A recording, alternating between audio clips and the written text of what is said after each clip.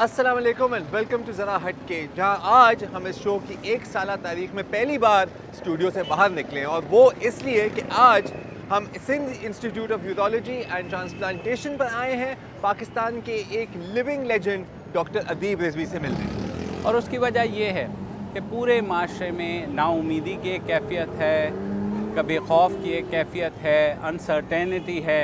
तो हम चाहते हैं कि हम आपको एक ऐसा इदारा दिखाएं जिसने इन तमाम खौफ को ना सिर्फ ख़त्म किया बल्कि सक्सेस और कामयाबी का एक नया चैप्टर लिखा। तो आइए हमारे साथ चलते हैं।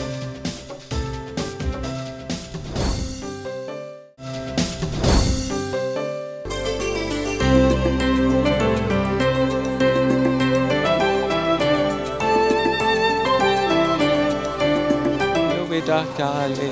अस्सलाम वालेकुम। क्या नाम है? ताहिर।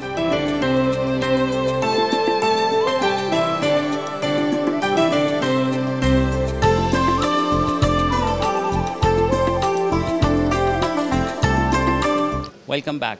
अब हमारे साथ मौजूद हैं डॉक्टर अदीब रिजवी और हम उनके साथ SIUT के इस डायलिसिस वार्ड में मौजूद हैं और हम उनके साथ ही इसका दौरा करेंगे और देखेंगे कि यहाँ कैसे ट्रीटमेंट होती है। बहुत शुक्रिया रिजवी साहब आपके वक्त देने का इस इदारे के बारे में। आप यहाँ तक आए, अपनी टीम के साथ आए और इंतज़ार भी किया, जिसकी मैं माफ़ी चाहता हूँ। नहीं सर, कोई ऐसा मसला नहीं है। अब हमें पता है कि ज़ाहिर है आपकी मसरूफ़ियत बहुत ज़्यादा है, लिहाजा शुक्रिया हमें वक्त देने का। और तो थोड़ा सा बताइए, अगर यहाँ से हम शुरू करते हैं। असल में डायलिसिस ज़्यादातर सिलेक्टिव करते हैं लोग, कि वो लोग जो यंग हैं सिर्फ उनकी करते हैं, बच्चों की इसलिए नहीं करते कि एक्सपर्टीज़ नहीं है। लिहाजा हम लोगों का मोटो ये है कि हर शख्स चाहे वो 2 ही दिन की ज़िंदगी क्यों ना हो, तो इलाज पूरा होना चाहिए। बिल्कुल। Everybody has got a birthright to access health care. That's what we believe in. सही। हर शख्स का पैदाइशी हक है उसे सेहत की मिले और सेहत तक उसकी दस्तरस हो। और बच्चों का तो ज़ाहिर है बच्चे सबकी प्रायोरिटी होते हैं हेल्थ केयर में, और बच्चों को यहाँ पर भी प्रायोरिटी मिलती है जिस तरह आप ट्रीट करते हैं। हाँ, लोग प्रायोरिटी देना चाहते हैं। प्रॉब्लम यह है कि बच्चों की टेक्निकली डायलिसिस बड़ी मुश्किल होती है। मसलन ये बच्चा जो डायलाइज हो रहा है यहाँ पर, इसको अगर देखें तो छोटा बच्चा है, इसकी जितनी शरीयान हैं वो सब छोटी पतली हैं। तो जो एंजियो एक्सिस क्रिएट की जाती है ना, तो विचला बनता है, वो बड़ा टेक्निकली डिफ़िकल्ट होता है। तो अनटिल अनलेस आपके पास वो एक्सपर्टीज़ आपने गेन की है, तो हम लोगों ने 40 साल से उसके अंदर हैं। तो with the passage of time हमारी एक्सपर्टीज़ बढ़ती गई और अब पूरा वेस्कुलर सर्जरी वार्ड बन गया है, ज़्यादा वो प्रॉब्लम नहीं होती। और ये करने के बाद फिर दूसरी चीज़ होती है कि बच्चे जो हैं तमाम ज़िंदगी उनकी डायलिसिस आप नहीं कर सकते। तो अल्टीमेट जो आउटकम है कि आप उसका गुर्दे बदलें। बच्चों का ट्रांसप्लांट इस मुल्क में पहले नहीं होता था, अभी भी सिर्फ यहीं होता है, जो कि दूसरी यहाँ बड़ी डिमांडिंग है। डिमांड टेक्निकली है, टेक्निकली मतलब मामूली से मिसाल दूँ कि इस बच्चे को गुर्दा कौन देगा, इसे गुर्दा कौन देगा, ये देगा। अब ये जो बैठ जाइए, अब इनका गुर्दे की साइज़ आप इमेजिन कीजिए, वो बच्चे का पेट देखिए, तो एक बड़ी साइज़ का गुर्दा एक छोटे बच्चे के अंदर जाएगा। तो पहली चीज़ तो जगह पैदा करना, दूसरी चीज़ यह है कि जब उसे आप खोलेंगे तो उसका जितना उस गुर्दे में ब्लड आएगा वो तो पूरे बच्चे को डिहाइड्रेट कर देगा। तो ये बैलेंस सब करना होता है टेक्निकली। और फिर डॉक्टर साहब, रिजेक्शन, टिश्यू रिजेक्शन, उसको कैसे हैंडल किया? बच्चों के अंदर रिजेक्शन ज़्यादा होता है, चांसेस ज़्यादा होते हैं कि बच्चों की मेटाबॉलिज्म जो है या कटअप बहुत तेज़ होती है। तो उसकी वजह से आप दवा अगर एक मरतबा सुबह शाम दीजिए तो बर्न आउट हो जाती है, तो उसकी डोज एडजस्ट करनी पड़ती है सुबह शाम। तो ये टेक्निकल चीज़ है। और चूँकि बच्चा जो है वो उसका इम्यून सिस्टम बड़ा एक्टिव होता है, ओवर एक्टिव होता है, तो आपकी दवा को करेंगे फॉरेन ऑर्गन को। तो बच्चों के लिए यहाँ पे जो हमने माहौल देखा, डॉक्टर्स बहुत फ्रेंडली हैं, वो उनको खुश रखने की कोशिश करते हैं और बड़ी अच्छी बात है। ज़ाहिर है बच्चों के अंदर भी ज़ाहिर है, बच्चे जब अस्पताल में आते हैं तो ज़ाहिर परेशानी है, उलझन भी होती है उनको सारा। तो ये जो कल्चर है, इतना फ्रेंडलीनेस। बच्चों का हमारे पास वार्ड है, देखिए किस तरह से बच्चों को रखा जाता है, या बच्चों की ओपीडी भी अगर देखें तो एक कंडीशन है कि किसी बच्चे को रोना नहीं चाहिए। ऐसा साइकोलॉजिकली जो है उसके लिए जब आता है तो एक फ्रेंडली माहौल पैदा किया जाता है।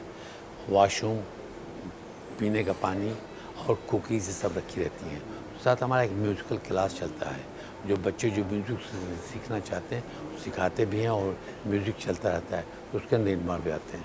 फिर टीचर्स जो पेंटिंग ये सब कराते हैं। बच्चों के लिए इतनी चीज़ें बैक बात होती हैं कि उनका अटेंशन डाइवर्ट हो जाता है। अच्छा डॉक्टर साहब, एक चीज़, उम्मीद के ऊपर अब हर तरफ एक नाउमीदी की बातें होती हैं। ये कहा जाता है कि अब कुछ नहीं हो सकता, नाकामी है। उसमें SIUT जैसी एग्ज़ाम्पल जो है ज़ाहिर है बहुत कम देखने में मिलती है, लेकिन कम से कम एक उम्मीद का एहसास दिलाती है कि ऐसा हो सकता है। हम लोगों ने कभी जब आए थे हमारे पास 6 बेड्स थे, उस वक्त हम लोग कहते थे कि नहीं, हम चाहते हैं कि फ्री हो और हेल्थ हर शख्स का, हेल्थ और एजुकेशन हर शख्स का पैदाइश है। तो लोग कहते थे कि यूटोपियन है सब कुछ है, ऐसा कभी नहीं हो सकता, ऐसा नहीं होता। लेकिन मैंने कहा कि मेरा ऑब्जर्वेशन था कि हो सकता है और हुआ है ऑब्जर्वेशन। अब और अगर देखिए तो इस वक्त में करीब 5000 ट्रांसप्लांट कर चुके हैं और 5000 लोग जो ट्रांसप्लांट हुए हैं उनका लाइफ लॉन्ग फॉलोअप है, दवाइयाँ हैं। हर पेशेंट जिसका ट्रांसप्लांट होता है ऑन एन एवरेज वो 20 से 25 हज़ार महीने की दवा उसको चाहिए, वो मिलती रहती है, चेकअप मिलता रहता है। और ये सब, सॉरी आपकी बात काट रहा हूँ, ये सब मुफ्त है, हर चीज़ हर मरीज़ के लिए। तो डॉक्टर साहब, अब आप बोल रहे थे कि जब आपने आगाज़ किया इसका 8 बेड थे, 9 बेड थे, लोगों ने कहा कि ये यूटोपियन नहीं हो सकता। अब जाहिर है कि सब इंसान हैं, आपके पास आपके भी कभी ये सोच आई होगी ज़रूर कि शायद ये मुमकिन नहीं है। तो उस तरह के मोमेंट्स में आप अपने आप को क्या कहते हैं?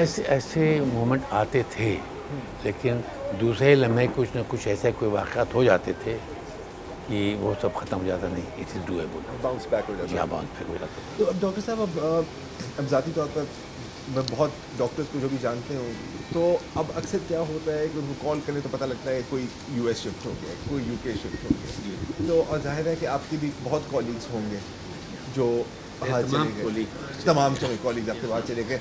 तो आपको भी तो कन्विंस करने की कोशिश की होगी कि यार आप क्या कर रहे हैं यहाँ पे, आप भी आ जाए। बिल्कुल, जो लोग थे खैरख्वाह थे, बेख्वाह थे, लेकिन वो शायद उस चीज़ को समझ नहीं सकते थे जो कि एक शख्स जब इरादा करता है और उस इरादे में अगर सक्सेस कामयाबी होती रहती है तो उसकी हिम्मत बढ़ती जाती है। अब मैं सोचता हूँ कि मेरे जितने कोलीग्स वहाँ चले गए हैं, बहुत खुश हैं, सब कुछ है, पैसा सब चीज़ है, लेकिन मेरा ख्याल ये है कि जो तकवीत मुझे होती है, जो सेटिस्फेक्शन मुझे है, शायद उन लोगों को नहीं होगा। तो सही, ये आपने कब सोचा? अब बिल्कुल जैसे आपने कहा कि आपके जो कॉलीग्स अब्रॉड हैं, ठीक है, कमा रहे हैं, वैसे ये आपने कब डिसाइड किया कि आपने उस राह पर नहीं चल रहा, आपने इस राह पर ये असल में ऑब्जर्वेशन होता है, और जो आपके ऑब्जर्वेशन होते हैं वो आपको मोल्ड करते चले जाते हैं। जब मैं स्टूडेंट था तो हॉस्टल में रहता था। हॉस्टल में रहने की वजह से मुझे काफ़ी जो है मौका मिलता था कि मैं वार्ड में घूमूं, मरीज़ देखूं, कुछ करूं। तो वहाँ पर मैंने मरीज़ों को देखा है और वहाँ मुझे एहसास हुआ कि एक तबका बड़ा ऊपर है जिसके लिए हर चीज़ है, दूसरे के लिए, मेजॉरिटी के लिए कुछ भी नहीं है।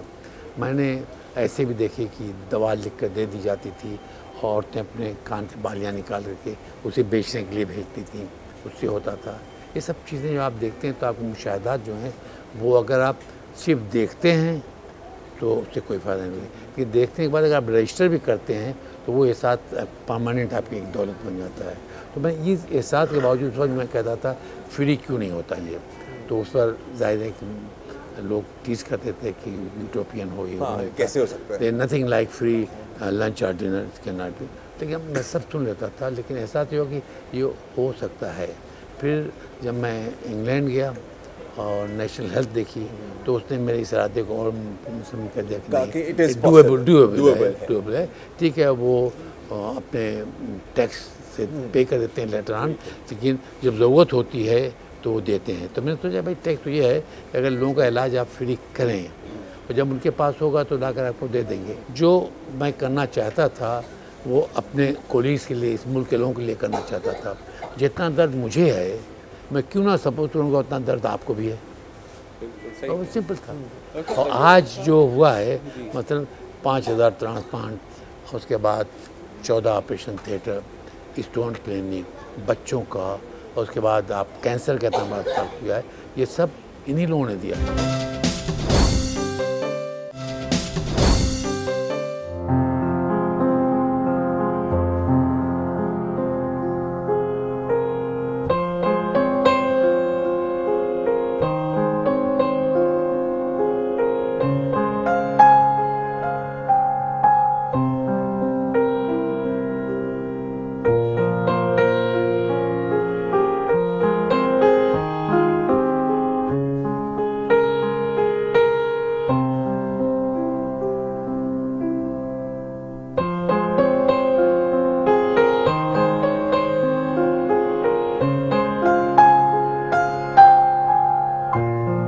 अच्छा, एक बड़ा डॉक्टर साहब वो होता है, अब ज़ाहिर है बच्चे भी हैं, ये यहाँ पे हम मिले भी, इससे हैरी पॉटर का फ़ैन भी है ये बच्चा जो है।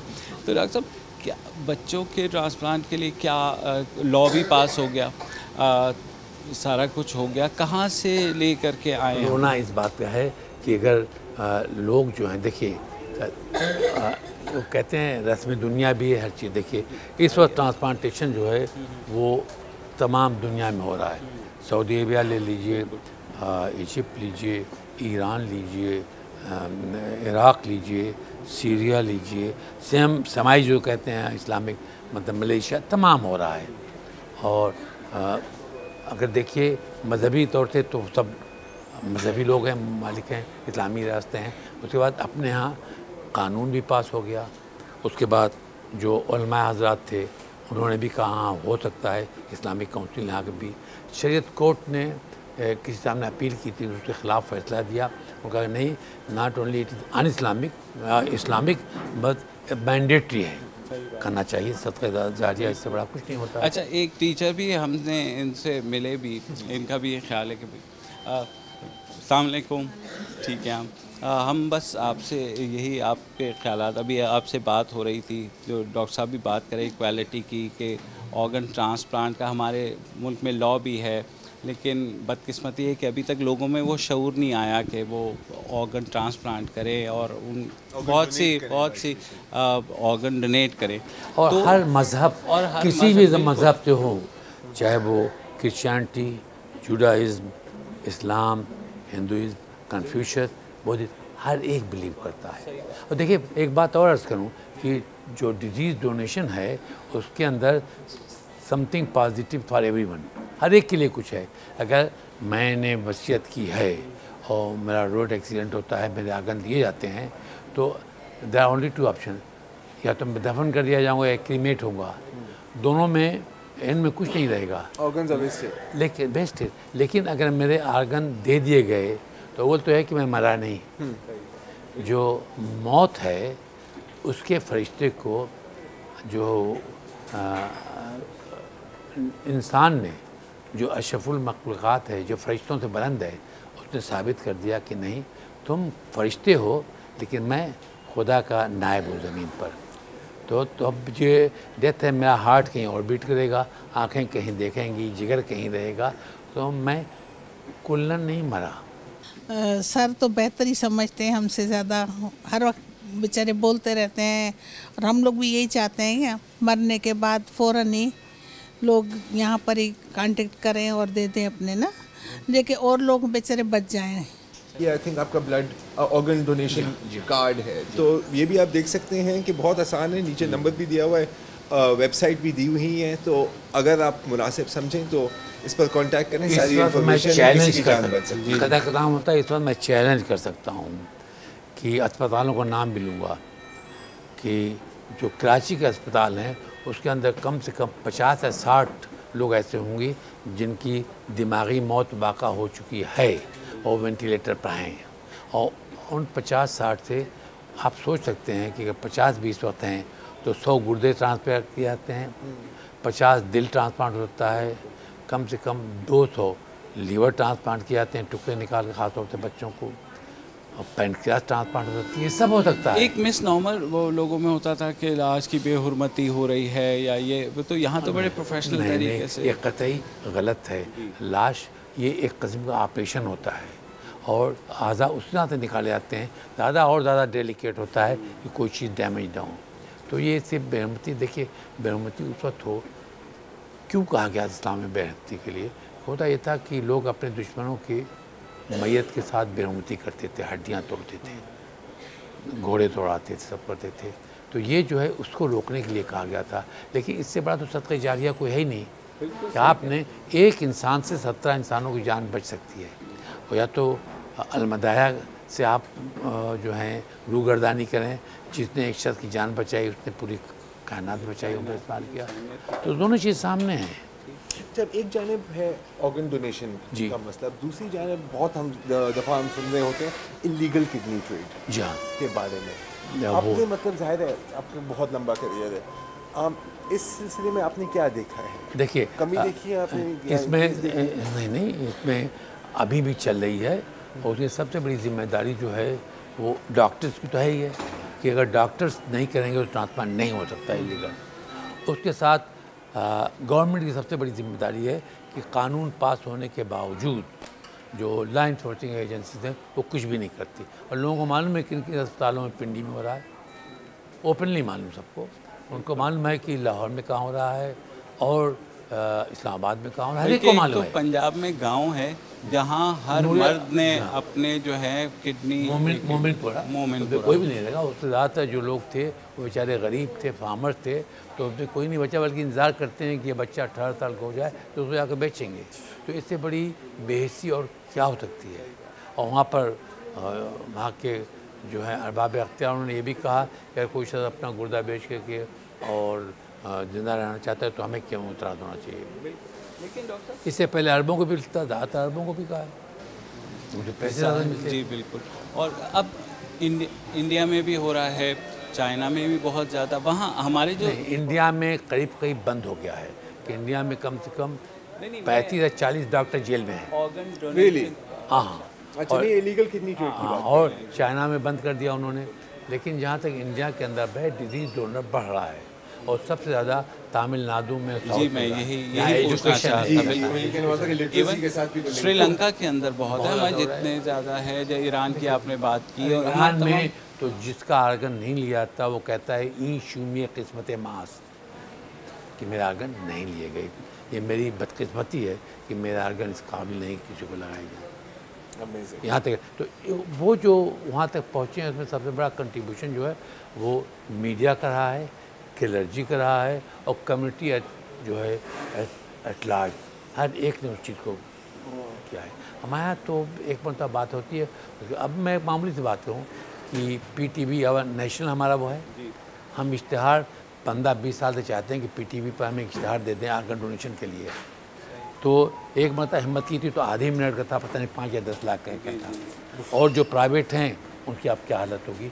तो जब नेशनल सर्विस आलम ये है कि आपके नेशनल मीडिया जो है वो आपसे पैसे मांगते हैं और वो भी 2-3 बजे रात का देंगे, टाइम देगा। तो जब ये आलम है तो इसे जब तक इसे नेशनल इशू नहीं बनाया जाएगा, जब तक ये पूरी कौम की प्रॉब्लम नहीं बनाई जाएगी, कुछ नहीं हो सकता। और जहाँ तक मीडिया का सवाल, मीडिया ने सबसे ज़्यादा मैक्सिमम रोल प्ले किया है जब मुहिम चला रहे थे पास करने के लिए, ला पास करने के लिए। तो सिंपल है कि एक ऐसी फील्ड है जहाँ पर हर शख्स को आना होगा। डॉक्टर साहब, एक अकेले अदीब रिजवी ने ये इदारा शुरू किया, आज यहाँ तक पहुँच गया। यहाँ पे यकीनन दर्जनों सैकड़ों अदीब रिजवी होंगे जो आपके इस पैगाम को, इस मिशन को लेके, इस कमिटमेंट को लेके आगे जाएंगे। तो जाहिर है फ़िलहाल ये कराची तक महदूद है, दूसरे शहरों में अभी आपने सक्खर में खोला है, सक्खर में खोला है, मुजफ्फराबाद में खोला है, लाहौर में खोल रहे हैं, कंस्ट्रक्शन हो रहा है, वहाँ पे खोलेंगे। तो यहीं से फिर डॉक्टर्स जाएंगे और किस तरीके से? हम कोशिश ये करते हैं कि यहाँ से शुरू में डॉक्टर जाएँ, बाद में वहाँ पर लोकल डॉक्टर हम रखें, उनको यहाँ लाएँ और लाने के बाद उनको कहते हैं कि SIOT जो है वो कल्चर उनके अंदर आ जाए, क्या करना है। मैं यही SIUT का कल्चर क्या है? सिंपली है, यकीन रखना कि हर इंसान जो हमारे पास आया है वो उसका पैदाइशी हक़ है कि उसे हेल्थ और फैसिलिटी दी जाए, और ऐसे नहीं आए, वो ऐसे आए कि हमारा हक़ है। सर अब जो और मैं एक साथ मैं और क्लियर कर दूं कि आपने फरमाया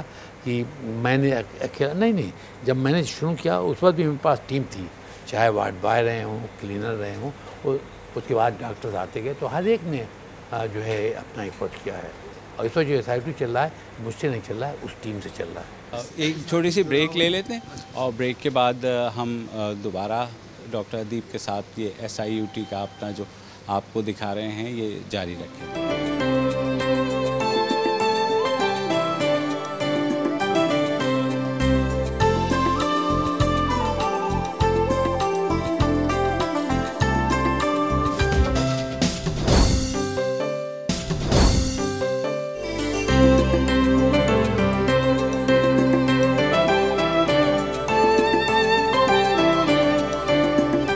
वेलकम बैक। अब हम मौजूद हैं नजमा बीबी के पास। नजमा बीबी, आप बताइए, आप कब से अस्पताल में आ रही हैं? 2 साल से जी। की फैमिली भी है, उस बारे में थोड़ा सा बताएं, वो किस तरह इस सारी चीज़ से वो सूरत हाल में किस तरह रह रहे हैं? सर हम इस तरीके से रह रहे हैं कि पहले बता रही हूँ ना, हम अब पहले सही थे हमारे हालात। जिस दिन से मैं बीमार पड़ी हूँ, शोहर की जॉब छूट गई, ठीक है, अब वो मज़दूरी करते हैं, उसी में ही हम अपना घर चलाते हैं, जैसे भी चलता है जैसे। तो इस वजह से हम थोड़े परेशान हैं, जो कर्ज़ा ले ला के अपना गुजारा कर लेते हैं। और यहाँ जो हमारे बच्चे हैं छोटे छोटे 5 माशाल्लाह से, मैं खुद करने वाली अपने बच्चों की। अम्मी अब्बू मेरे हैं नहीं है, कोई मेरे पीछे सपोर्ट नहीं है।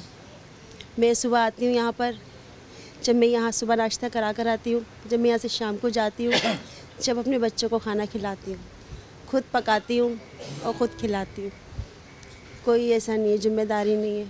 अब नजमा बीबी, पहले आपसे बात हुई थी तो आपके गुर्दे के लिए डोनर नहीं है तो, और आप 2 सालों से इलाज करा रही हैं, हौसला आप कैसे अपना बरकरार रखें? बस हौसला ऐसे कर रही हूँ, मेरे बच्चे रात दिन सर रो रो के दुआएं करते हैं कि हमारी अम्मी सही हो जाए, लेकिन सर मेरे पास ये चीज़ नहीं है, मैं कहाँ से लाऊँ, किसके आगे मिन्नत करूं कि कोई मुझे ये चीज़ दे दे जो मैं अपने बच्चों के लिए जी सकूं, क्योंकि मेरे बच्चे छोटे हैं, माँ मरने के बाद बच्चों को कोई नहीं संभालता। ये कहानी नजमा बीबी समेत जितने लोग यहाँ पे ज़ेरे इलाज हैं वो इसी तलाश में हैं कि ऑर्गन डोनेशन मिले, कोई इनको ज़िंदगी चाहिए। और जैसे डॉक्टर साहब ने पहले भी कह रहे हैं, SIUT वाले बार बार ये बात कर रहे हैं। सर तो मैंने कहा बहुत अच्छे हैं, बहुत हम मरीज़ों का ख्याल रखते हैं कि खुदा का एक फ़रिश्ता है ये। तो डॉक्टर साहब की तरह आप भी फ़रिश्ते बन सकते हैं अगर आप इन SIUT के ऑर्गन डोनेशन जो है प्लान का हिस्सा बन जाएं। आप उसके बारे में अपील बारहा की जा चुकी है, लॉ भी बन चुका है, जैसे डॉक्टर साहब ने एक्सप्लेन किया। तो नजमा बीबी जैसे बहुत से यहाँ ऐसे लोग हैं जो ज़रूरतमंद हैं, जिनको एक नई ज़िंदगी मिल सकती है। तो हमारी ज़रा हटके के प्लेटफॉर्म से भी यही अपील है कि इस बात को ज़रूर सोचिए कि इस वक्त बहुत से मरीज़ यहाँ पे ऐसे मौजूद हैं जिन्हें ऑर्गन किडनी डोनेशन चाहिए है, और वो चाहते हैं कि ऐसे लोग जो कि अगर वेंटिलेटर पे हैं, जिनके रिलेटिव्स या जो किसी हादसे का शिकार हो गए हैं, वो किडनी डोनेट कर सकते हैं। और जी, एक और हमारे साथ यहाँ पे पेशेंट हैं जिनके हस्बैंड जो हैं वो हमारे हम पेशा हैं, क्योंकि हम लोग भी सहाफ़ी हैं और इनके जो हस्बैंड हैं वो जंग प्रेस में होते हैं। और आपसे हम बात करते हैं। होता है जंग प्रेस जो हमसे हर चीज़ चार्ज करता है। बिल्कुल, ये डॉक्टर साहब ने बड़ी खूबसूरत बात की कि मीडिया को कम से कम इंसानी हमदर्दी की बुनियाद पे ऐसे इश्तिहार तो फ्री में लगाने चाहिए, उसके भी ज़ाहिर है जान से बढ़ के कोई कीमत नहीं होती है। नहीं, मीडिया हर किसी को इनका साथ देना चाहिए, डोर टू डोर लोगों को इंट्रोड्यूस करवाना चाहिए, बताना चाहिए। ये एक मीडिया पर ही नहीं आता, हर जगह पे इनका होना चाहिए। इस तरीके से बहुत से लोग मुस्तफ़ीद हो रहे हैं और बात वही है कि सर की तारीफ में कुछ कहा भी नहीं जा सकता, वो तारीफ लफ्ज़ भी छोटा पड़ जाता है क्योंकि ये अपने काम में माशाल्लाह यास्मीन महान से अभी थोड़ी देर पहले बात हुई थी, तो थोड़ा आप मोहतात रहें क्योंकि ये भी न्यूज़ एंकर बनने की कोशिश करती हैं, तो ये ना हो कि कल के प्रोग्राम में आपकी जगह या मेरी जगह यास्मीन दीदी हो तो ये रोजी रोटी का सवाल है। लेकिन मैंने जितनी एनर्जी इनमें देखी है तो हमारे में कम है, मैं यही तो कह रहा हूँ ना, तो इसलिए तो डरना चाहिए हमें। हम तो दुआगो हैं कि ये ठीक हों और आए। किसी से डरना नहीं चाहिए, इसलिए कि सबको उसके नसीब से रिस्क मिलता है, ना कोई किसी से छीन सकता है और ना ही कोई किसी को दे सकता है, इतनी किसी में भी आई नहीं है। लेकिन हाँ, जो जिसका हक है वो उसको मिलना चाहिए, ये चीज़ है। सही कह रही है, हम सब देखिए आप जैसे जितने लोग हैं जिनका बदकिस्मती से आज़ा फेल हो गए हैं, चाहे गुर्दा हो या उनका या लीवर हो या दिल हो, तो उनका हक है कि उन्हें दिया जाए। और अगर मैं मर रहा हूँ और मेरे बच्चे इजाज़त न दें कि मेरा आधा निकाल कर दूसरों को लगाए जाएँ, तो सिर्फ तमाम सोसाइटी के ऊपर जुल्म करते हैं और मेरे ऊपर जुल्म करते हैं। डोनेशन होनी चाहिए, डोनेशन लाजमी होनी चाहिए, उससे लाइफ किसी एक की सर्वाइव तो करे ना, कि जो चीज़ जहाँ ख़त्म हो रही है वो एक इंसान से 17 आदमी जिंदा रहेंगे। हम तो दुआ करते हैं सर के लिए कि इन्हें इतनी लंबी उम्र मिले कि बहुत सारे लोग मुस्तफ़ीद भी हों और बहुत से लोग इस बात को समझें भी, जो ये समझाना चाहते हैं। डॉक्टर साहब, अगर मुझे समझाएं, अडल्ट्स में या एडवांस्ड एज में रीनल फेलियर बंदा समझ सकता है, डायबिटीज़, हाइपरटेंशन, हज़ार वजूहात हैं। इतने छोटे बच्चों में जो हमें यहाँ नज़र आ रहे हैं, हाँ होती हैं, बहुत काफ़ी होती हैं। इसके अंदर अभी नेफ्रोलॉजी वार्ड भी दिखाएंगे। यहाँ पर ये सर्जिकल यूरोलॉजी है, पीडियाट्रिक यूरोलॉजी है, तो कंजेनिटल डिफेक्ट होते हैं, कैंसर होता है, इनके साथ फॉर्मशीन होती हैं और उसके साथ साथ स्टोन भी बनते हैं, तमाम चीज़ें, गुर्दे फेल होते हैं, जो आपने देखा हर चीज़ होती है। लेकिन इस किस्म का वार्ड मुल्क में कहीं है नहीं जहाँ एडल्ट और बच्चे सब एक जहाँ रख देते हैं, जिससे कि वो देखिए वो बच्चा खड़ा हुआ है, उसका पेशाब रुका हुआ है या तो पत्थर है अंदर या कोई चीज़ है वो लेकर चल रहा है। तो ये हर जितनी बीमारी, लेकिन जब तक आप देखेंगे नहीं उसका अंदाज़ा नहीं होगा। पहले हम लोग भी करते थे कि अब शुरू किया था तो बच्चे और बड़े सब एक साथ आते थे, तो बच्चे उसके अंदर डाइल्यूट हो जाते थे, नेगलेक्ट होते थे, ज़्यादा अलग किया गया तो उसमें 4-5 बच्चे होते थे। अब माशाल्लाह इतना बड़ा वार्ड है कि आप देखेंगे ये लोग फैलती जा रही हैं। तो यहाँ पर ये एक वार्ड है, इसका एक दूसरा वार्ड भी है, बच्चों का वार्ड है। अब इनका एक अलग जो है वो पीडियाट्रिक इंस्टीट्यूट बन रहा है। और अक्सर हमने देखा है पीडियाट्रिक वार्ड्स में कि वही डेकोर होती है जो नॉर्मल वार्ड्स में होती है, मतलब वाइट वॉल्स। यहाँ पर डिफरेंट है। You have to keep on changing. बच्चे को रोना नहीं चाहिए, बच्चा रो रहा है ना अभी तो उसकी माँ पर डांट पड़ेगी या कुछ होगा। अच्छा, मतलब ये आपका रूल है कि बच्चा रो नहीं सकता। दूसरी ये है कि आप देखें पीडियाट्रिक पॉपुलेशन करीब 56% है आपकी। सॉरी 56% तो बच्चे होते हैं ना। और आप देखिए 14-15 साल के नीचे हुई हैं। हम बड़ी खुशकिस्मत कौम है कि वहाँ पर यंग पॉपुलेशन ज़्यादा है, हम इस्तेमाल नहीं कर रहे हैं। अच्छा डॉक्टर साहब, ओपीडी में क्योंकि ज़्यादातर पेशेंट्स और पूरे मुल्क से यहाँ आते हैं, तो अंदाज़न कितने पेशेंट्स हैं, कब तक आपके डॉक्टर्स जो हैं काम करते हैं? मेरे ख्याल में डॉक्टर हिना से पूछ लूँ कि कल इनके प्रोफेसर 11:30 बजे गए थे और उसके बाद ओपीडी कब ख़त्म हुई थी? ओपीडी रात में 10:30 बजे ख़त्म हुई थी, जो सुबह 8 बजे से शुरू हो चुकी थी। और उसमें 14 घंटे। जी बिल्कुल, तकरीबन बहुत ज़्यादा देर चली थी क्योंकि मरीज़ों की तादाद भी ज़्यादा है। पेशेंट्स का जब इन्फ्लक्स ज़्यादा होता है और हर एक पेशेंट के लिए डिमांड ज़्यादा है कि उसे रेजिडेंट पहले देखते हैं, उसके बाद उसकी लैब इन्वेस्टिगेशंस, अल्ट्रासाउंड, ये सब होती हैं, और उससे प्रोफेसर जो हैं फिर उसे मैनेजमेंट जो है वो उन्हें बताते हैं। तो इन सब चीज़ों में पर पेशेंट इतना टाइम लगता है कि हमें इतनी रात हो जाती है। यहाँ हमने देखा है, ज़ाहिर है हज़ारों के तादाद में पेशेंट्स रोज़ देखते हैं, उनके साथ रिलेटिव्स भी होते हैं, तो कैसे डॉक्टर साहब ये कोप अप होता है? मतलब अस्पताल की अपनी भी ज़ाहिर है एक गुंजाइश होती है। अब ये इन लोगों से ये मालूम है जब शाम में ओपीडी से निकलते हैं रात में, तो इनके लिए कभी कभी स्ट्रेचर की ज़रूरत होती है, स्ट्रेचर पर रख के हो गए जाए। वाकई में बहुत ज़्यादा टायरिंग हो जाता है, लेकिन eventually it's worth working over here because हमें बहुत सेटिस्फेक्शन होती है कि हमारी वजह से किसी को फ़ायदा हुआ है और स्पेशली इतने छोटे बच्चे जिनको यूरिन से रिलेटेड तकलीफ़ होती है, उनकी जब तकलीफ़ सही होती है तो हमें ज़्यादा सेटिस्फेक्शन होती है। लेकिन ये जो पेशेंट्स के साथ अटेंडेंट्स होते हैं, इनको कोप करने का हमारा वहाँ पे एक सिस्टम है, एक वेटिंग एरिया है। जो 1 साल से कम उम्र के बच्चे होते हैं उनको हम कोशिश करते हैं कि जल्द अज जल्द देख लें। ज़्यादातर इतने छोटे बच्चों को या तो स्टोन डिजीज़ होती है या पैदाइशी तौर पर गुर्दों के अंदर रुकावट का मसला होता है। उन बच्चों को जो माँ का फीड ले रहे हैं और बहुत छोटे हैं, इतना वेटिंग टाइम नहीं वेट कर सकते इतने अरसे, उनको हम पहले देख लेते हैं। और जो रिलेटिवली बड़े बच्चे हैं जो खेल रहे हैं, उनको वहाँ पे जूसेस, बिस्किट सब कुछ अवेलेबल होता है। एक माहौल ऐसा है जिसके अंदर वो कंफर्टेबल रहते हैं।